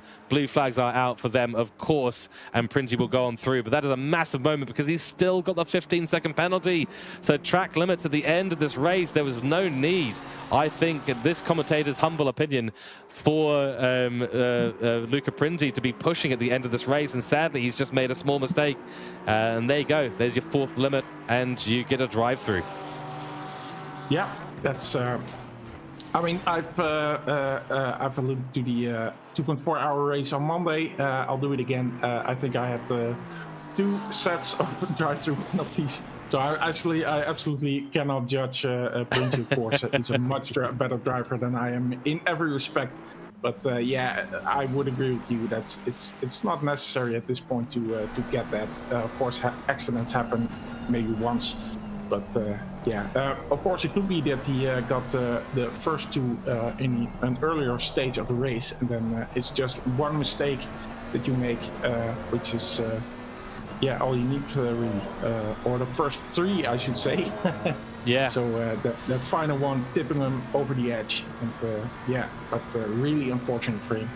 Yeah, exactly. And, you know, it can be such an innocent mistake as well. You could be a millimeter across that white line at a corner, dragged a little bit by the weight transfer of the car. You know, it's wet out there as well. It's still raining out on track. The drivers have been going now for 82 minutes out on track, so mental fatigue starts to come in. I'm certainly guilty of getting track limit warnings late into a race when my concentration inevitably starts to slip. So a small little mistake there, and unfortunately that has cost Prinzi quite a lot today, with that 15-second penalty still hanging over his head. It's going to cost him a podium finish in this race. Really unlucky for the Porsche driver. He had driven so well all race. I mean, the undercut strategy that he did to get ahead of David Hill, and the pressure that he put on Hill as well, you know, just shows the class of driver that Luca Prinzi is. And you know, he's really performed today. Just really unlucky. He had that 15-second penalty. Now with the drive-through, it's just cost him what could have been a great little result here for him today. But the battle is on for P2 now. So as I mentioned before, if those 2 these two that we're on board with now, David Hill and Vanoli, were able to finish within 10 seconds of Prinzi. They would have absolutely gotten a great position. Now Vanoli is only half a second behind David Hill and putting a lot of pressure on. We've got Alta in the Aston Martin up ahead as a blue flag bit of traffic gets right out of the way of this battle, wants absolutely none of it at all, and both the cars will go on through. So now Vanoli, it's really all on him. He could be looking at an overall P2 here today, and it's now even closer because there's only half a second in it. Yeah, he would do wise to, I think, just keep this position, don't do anything silly, and maybe risk a drive-through penalty himself, of course, because, yeah, the track is just as tricky for him as it is for everyone else, of course. So he will just, yeah, as I say, just want to stay in his position and let the time penalty make sure, yeah, sort of use the time penalty to make sure it comes his way in the end. So, you're right. Yeah, no risks need to be taken by Vanoli as long as he stays within 5 seconds, and with 6.5 minutes left on the clock. Or thereabouts, you know, and the pace that he's been showing, I think it's absolutely all to play for here. And yeah, no mistakes. As long, and we don't know how many track limit warnings either of these drivers are holding. There may be a little bit of cautious driving. This could be one explanation potentially for David Hill slightly dropping off the pace. Maybe he is holding some track limit warnings and is having to drive a lot safer out there. That is certainly potentially one explanation for what's going on. Oh yeah, absolutely. Yeah, I should say, if he would get a drive-through, then yeah, he would absolutely throw away everything he has right now. Of course, he still would have loved to go without the 5-second penalty, but yeah, he just, of course, it's also a matter of taking a bit of risks and, well, potentially getting a penalty. But and in the case of David Hill, that means getting past the back markers as quickly as you can. And well, maybe he took a bit of risk in that, and maybe was a bit overly aggressive, but and was thus rewarded with that 5-second penalty. But yeah, it's a risk that you can sometimes, that you just have to make, that you just have to take, I should say. I absolutely love the description of rewarded with a 5-second penalty. Absolutely stunning. I love it. Nonetheless, we've got this battle evolving out on track. We'll probably stay on board with this battle all the way through towards the end, though. At this stage, as we said before, Vanoli, no need for an overtake. Even if there's an opportunity, just hang in behind. There's no need for risk taking. Just hold on to the position, and you'll be in a safe spot for that P2 position. So that'll be a great drive here for Vanoli, who's been completely out of the action from a penalty perspective, has had 0 on his name here today. The stewards have been pretty busy out there, though, today. I think their job has been probably going to be a bit understated for the most part, but today they've been certainly very busy out on track. Lots of penalties still being held out there at the moment. Which is, you know, it's inevitable in a way, isn't it? Because you've got so many ways to invalidate laps, to get drive-throughs, to get stop-go 30s, to get disqualifications in the case of Alta as well. So I'm still very glad that Alta was able to get back into this race and enjoy the final parts, despite a 7-minute pit stop. But the stewards will have been busy today, so my hat's off to all of them doing that in race control. Oh yeah, yeah, absolutely. It's been, yeah, I think... well, it's definitely, as I'm just seeing, is it still raining? Yeah, it is. It looks like it is, yes.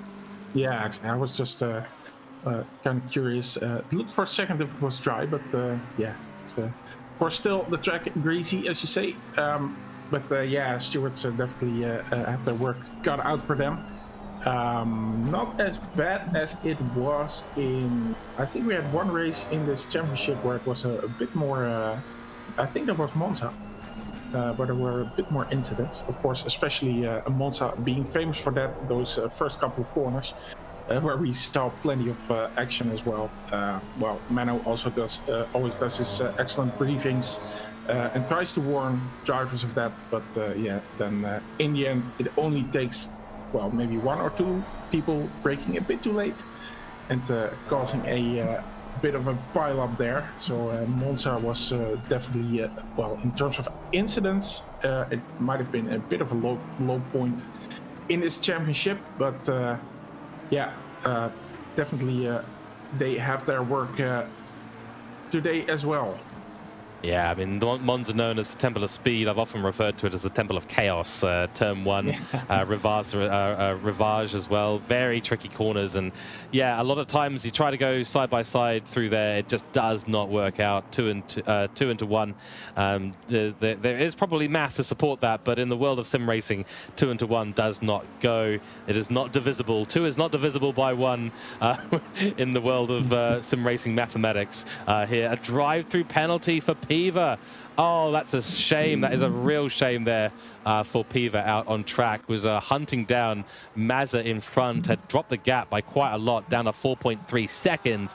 So sniffing the rear end of a top 10 finish all the way from the back of the grid. Piva was in for it, but unfortunately has also run afoul with 2 minutes on the clock of the track limit warnings. Is an unfortunate end to what has been a very impressive drive from the 55 car. Does serve that immediately. Will probably have still time back to P12, so won't lose the P11 position. So really unfortunate to see that at the end of this race here for Piva. We'll keep an eye on where Miro is on the track. Just coming through Luffield right now. This could actually be on. Miro might be able to snag a P11 position here, but we'll see. It's just coming out of Luffield right now and onto the main straight. And we'll see if he's able to come out ahead of the 55 car of Piva ahead. But yeah, look, there you go. Yeah, they've been... Oh, yes, it looks like, yep, that has happened. So Miro will take P11 on the grid. The drivers have been going for 89 minutes. There's 1 minute remaining on the clock. That will mean that this lap coming up, and we do now jump on board with Van Thielen, who has been leading this race the whole way with next to 0 screen time.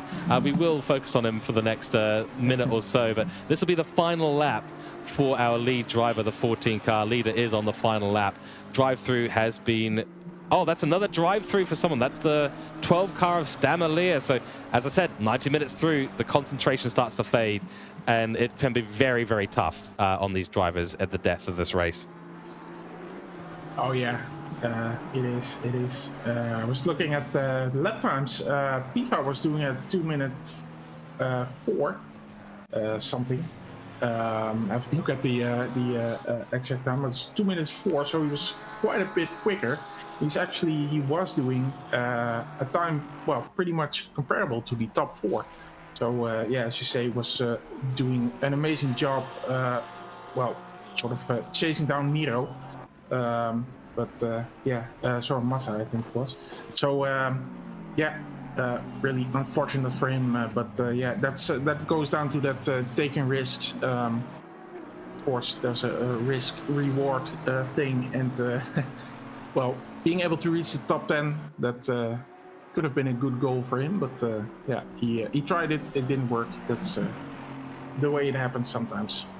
Exactly right.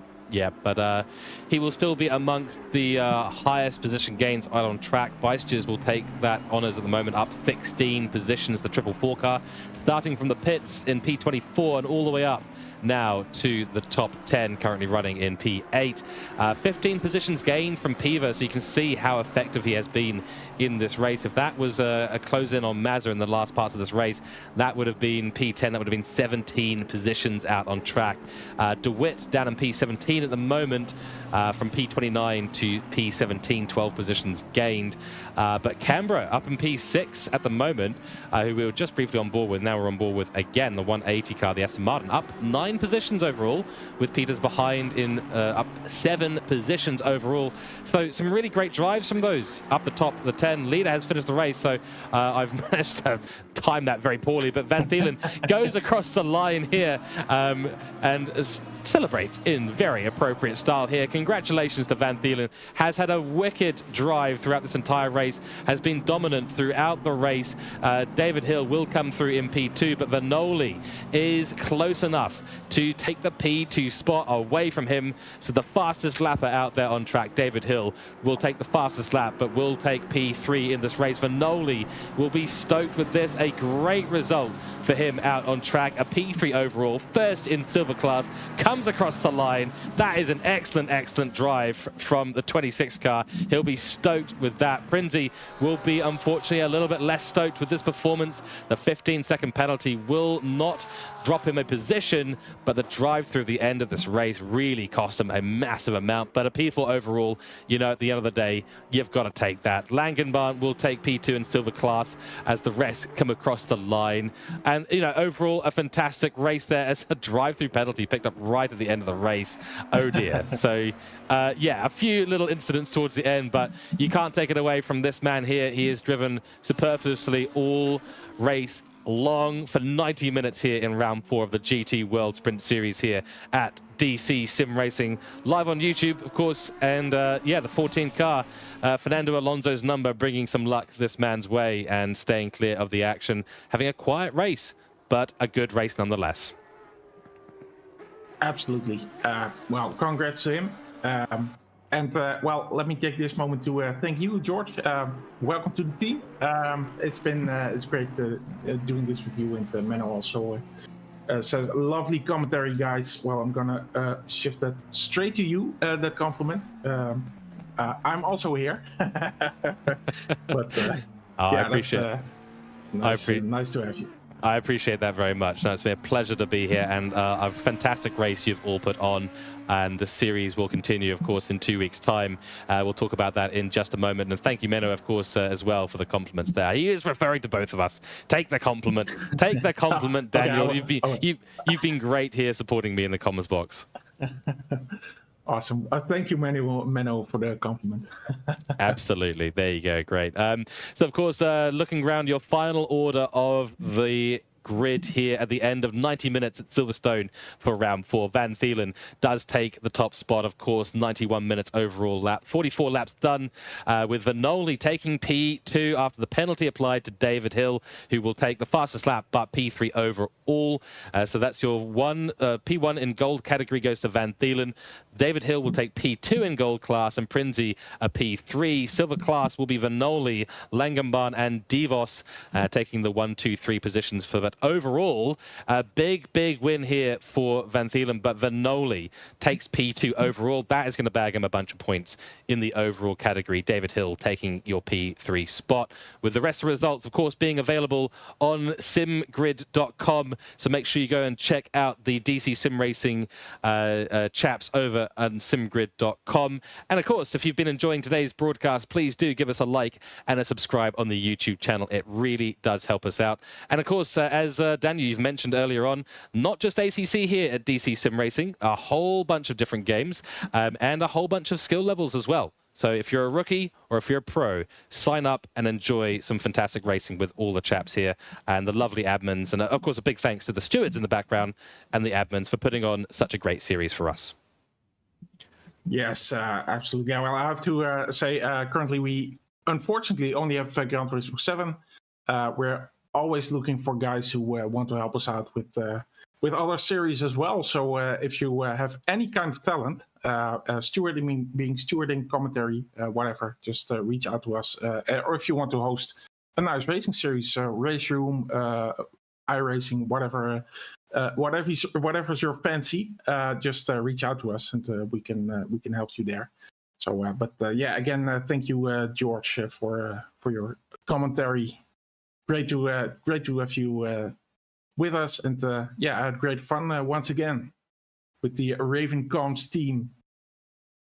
We absolutely love it. That's what we're here for. We love watching and commentating on things. And yes, no, it's been a pleasure. Again, we're nothing without the action that goes out on track. So that is the absolute key there. So some great racing out on the circuit here for 90 minutes at Silverstone. So to round off the stream, so big thank you, of course, to yourself, Daniel. Really appreciate everything you do in the background. It's absolutely mega. So we hope to have ourselves back on the channel at some point in the near future. Nonetheless, for the rest of you out there, and for the drivers and for all those watching, join us again on the 7th of December, where we round out the GT3 World Sprint Series here at DC-SimRacing at Kyalami for a regular 60-minute race to finish off the season and to see who gets the crown in the gold, silver, and overall championship categories. It's going to be an absolutely brilliant race to watch. So please tune in on the 7th of December. We will be live once again on YouTube. But the thing that I want everyone to remember is this. Race for Wishes, the legendary Race for Wishes, 2nd and 3rd of December. Please join us to make a difference out there in the world. A charity race for 24 hours for Make-A-Wish International. Let's raise some money. So join us before the next and final round here on the GT3 Sprint Series for this fantastic event. And we'll see you all there. In the meantime, we're going to leave you folks with some highlights of today's race, and then the stream will end after about 5 minutes. So do enjoy the final highlights of the race. We will catch you next time here on the DC-SimRacing YouTube channel. Thank you all very much, and we will see you next time. Have a great evening and have a fantastic weekend.